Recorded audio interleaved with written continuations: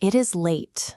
The house is quiet, but the study is heavy with the weight of Sunday. There is a worn leather binding and a legal pad waiting for ink. The clock is moving. The text for Sunday morning is chosen.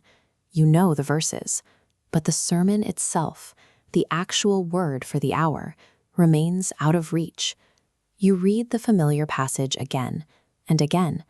You can feel a tension in the text, a friction in the narrative or the theology, yet it simply refuses to name itself. The challenge of the pulpit is rarely finding enough words to fill 30 minutes. The real labor is identifying the specific theological pivot, the exact place where the ancient text begins to speak back to the modern world. Traditional commentaries will tell you what generations of scholars have agreed upon. They are excellent at mapping historical consensus. They are remarkably quiet on the urgent demands of homiletical discovery. And the generic algorithms of our day offer little relief. They scan the surface. They summarize the obvious words on the page. They cannot navigate the complex subtext of Scripture. Look at this structure. The gravity of a text often resides in what it deliberately withholds, the unmentioned detail, the silence between speakers. This is the geography of the unsaid. Yet most software treats all Scripture as uniform data.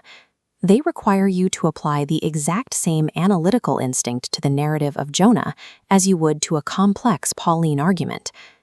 So ministers carrying the weight of congregations are forced to execute advanced literary analysis on a strict deadline, using tools that completely ignore this vital space of the unsaid.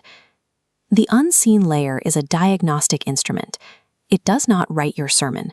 It was built to find the structural tensions that standard tools miss. Before deeper analysis, the foundations agent builds scaffolding. It identifies pericope boundaries, isolates key terms, and maps literary structure. Then you toggle between narrative and Pauline mode. The software actively shifts its entire analytical approach based on the specific genre. By locking in these genre constraints and establishing the structural boundaries up front, the system completes hours of foundational exegetical heavy lifting before you even begin your deep analysis. This is where the real work begins. The engine deploys 14 distinct diagnostic lenses. They do not run one after another. They scan the passage simultaneously.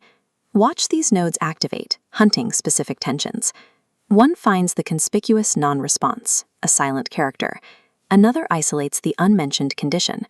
Results aren't dense paragraphs. They emerge as a dynamic dashboard of signals, pointing directly to precise anomalies and pressure points within the Scripture itself. You will not find these 14 categories in a standard seminary index.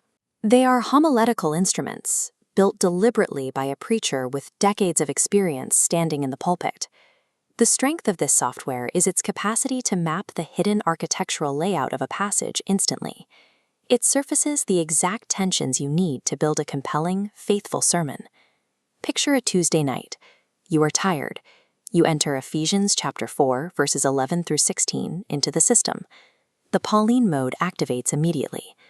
Across your screen, 6 distinct analytical signals light up, flagging different areas of the text. You click on the signal labeled M3, biographical silence. This panel slides open. It points to a profound gap in the authorial context, a detail about Paul's own situation that you have read past 100 times. That targeted diagnostic forces you to look at the verse differently.